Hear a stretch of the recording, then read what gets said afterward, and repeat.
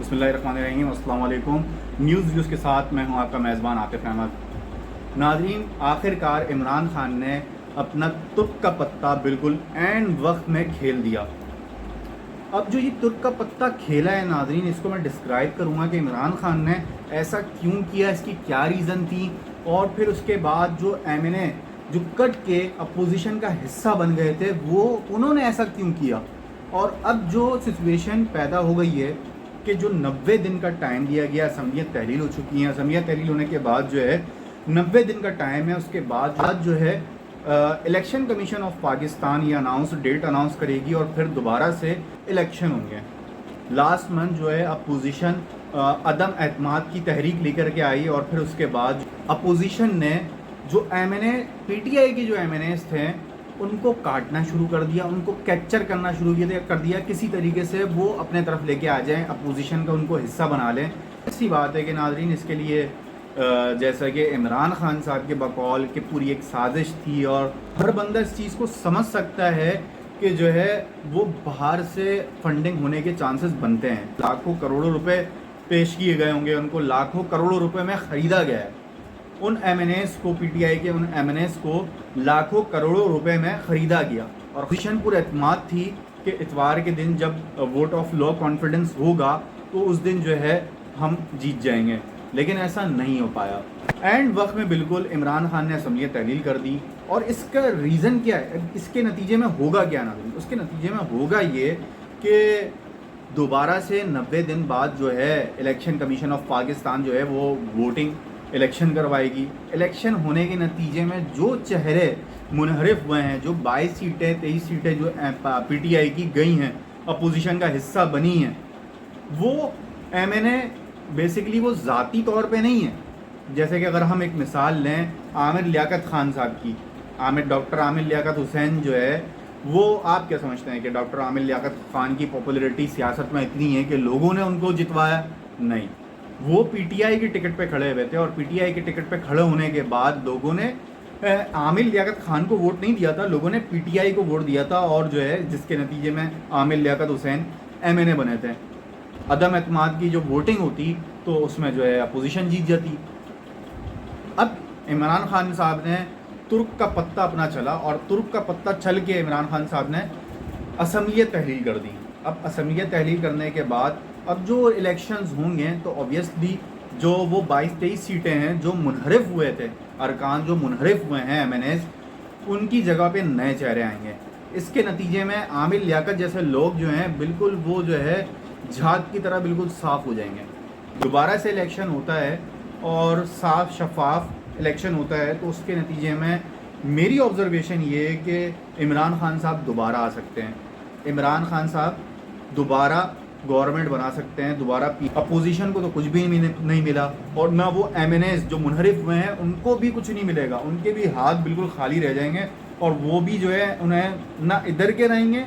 کہتے ہیں نا کہ دھوبی کا کتا نہ گھر کا نہ گھاٹ کا، وہی والا حال ہو جائے گا جو منحرف ارکان ہے۔ پھر اس کے بعد اگر عمران خان کی گورنمنٹ بن جاتی ہے تو پھر کیا کرو گے بھائی؟ جو دیگر جو اپوزیشن ہے پھر کیا کرو گے؟ تمہارے 3.5 سال عمران خان نے یہ اویل کیے ہیں، اور پھر اس کے بعد آنے والے اب سے جو الیکشن ہوگا اس کے بعد سے جو 5 سال ہے، اس کے بعد جو گورنمنٹ بنے گی اس کے 5 سال تک کے جو ہے وہی گورنمنٹ رہے گی۔ اگر وہ جیت جاتا ہے عمران خان صاحب اگر دوبارہ جیت جاتے ہیں، پی ٹی آئی کی گورنمنٹ دوبارہ آ جاتی ہے، تو پھر دوبارہ سے جو ہے وہ مطلب اگر اس کو کیلکولیٹ کیا جائے کہ دوبارہ آنے کے بعد 5 سال اور پچھلے 3.5 سال تقریباً 8.5 سال تک کے یہ گورنمنٹ پھر چل سکتی ہے۔ تو آپ کو کیا ملا؟ جو منحرف ہوئے تھے ان کو کیا ملا؟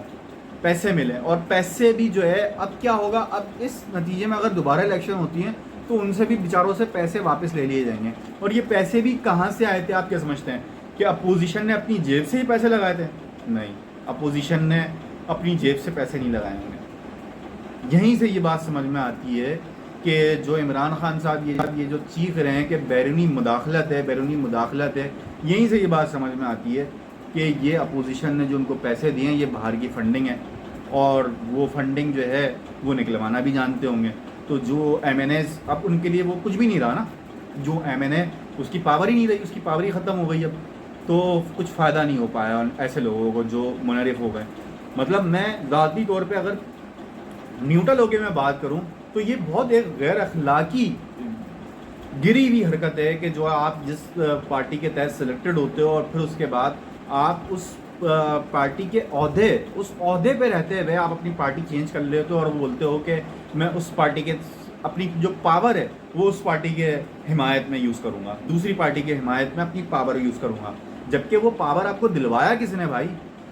जिस गवर्नमेंट ने आपको, जिस किसी की भी गवर्नमेंट हो, पीटीआई की नहीं हो, किसी की भी गवर्नमेंट हो, अगर कोई बंदा आपको पावर दिलवाता है तो आपको उसके साथ तो एटलीस्ट ईमानदार रहना चाहिए आखिरी दम तक के।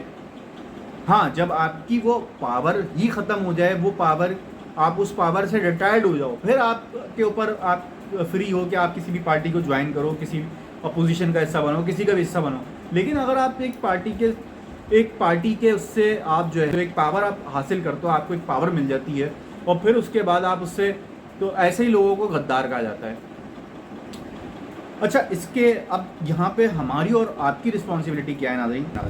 हमारी और आपकी रिस्पॉन्सिबिलिटी ये है कि जब भी इलेक्शन होते हैं तो आपकी रिस्पॉन्सिबिलिटी ये है, यंगस्टर्स जो मेरी ये बात सुन रहे हैं, जो नई आने वाली जनरेशन जो है वो मेरी ये बात सुन रही है, जिनके शनाख्ती कार्ड्स अभी बने हैं, जो 18 साल के हुए हैं और जो मेरी बात को अंडरस्टैंड करेंगे ना, वो लोग हैं जिनकी एज ग्रुप जो है वो अंडर 40 है, अंडर 35, अंडर 40 है, वो मेरी बात को अंडरस्टैंड करने की कोशिश करेंगे। भाई बात सुनो, आपकी और मेरा लीडर कौन है? आपका और मेरा लीडर कौन है? जो आपके इलाके का एमएनए खड़ा हो रहा है।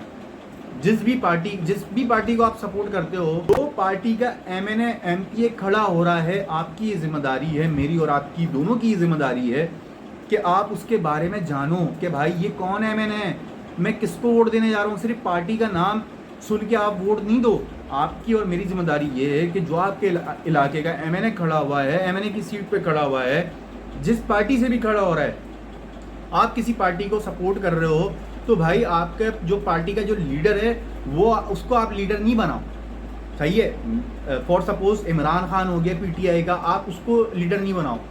इसी तरह पीपल्स पार्टी का जरदारी, बिलावल भुट्टो, इसके अलावा नवाज शरीफ, ये आपके लीडर नहीं है। आपके लीडर जो आपके इलाके से आपका एमएनए खड़ा हो रहा है, आपके इलाके से आपका एमपीए खड़ा हो रहा है, वो आपका लीडर है। वही आपके घर पे पानी की लाइन डलवाएगा, वही आपके सीवरेज सिस्टम सही करवाएगा, वही आपके इलाके के मसाइल को हल करेगा, वही वहाँ पे तालीमी निज़ाम को बेहतर करने की कोशिश करेगा। आपके हलके का जो एमएनए एमपीए है, आपका वो लीडर वो है। आप उसके बारे में जानो कि क्या वो बंदा जिस पार्टी ने जिसको टिकट दिया है, क्या जिस पार्टी को मैं सपोर्ट कर रहा हूँ, उसका एमएनए एमपीए जिसको मैं वोट देने जाऊँगा, मैं बेसिकली जा रहा हूँ उसको एमएनए बनाने के लिए, क्या वो सादिक और अमीन है? क्या उसको आपने कभी मस्जिद के अंदर नमाज़ पढ़ते हुए देखा? क्या आपने उसके हवाले से कोई नेगेटिव चीज़ तो नहीं सुनी हुई? आप इस हवाले से जानने की कोशिश करो और फिर उसके बाद आप जाओ वोट देने उस पार्टी के, उस एमएनए एमपीए को वोट दो। तो भाई आप जो आने वाली जनरेशन है वो बहुत तेज़ है, बहुत फास्ट है, वो चीज़ों को ईज़िली अंडरस्टैंड कर लेती है। इस वजह से मैं आप लोगों को ये चीज़ बता रहा हूँ कि होपफुली कि आप मेरी बात को अंडरस्टैंड कर चुके होंगे। उम्मीद करता हूँ नाज़रीन मेरी ये वीडियो आप लोगों को पसंद आई होगी। अल्लाह ने जवान, अल्लाह हाफ़िज़।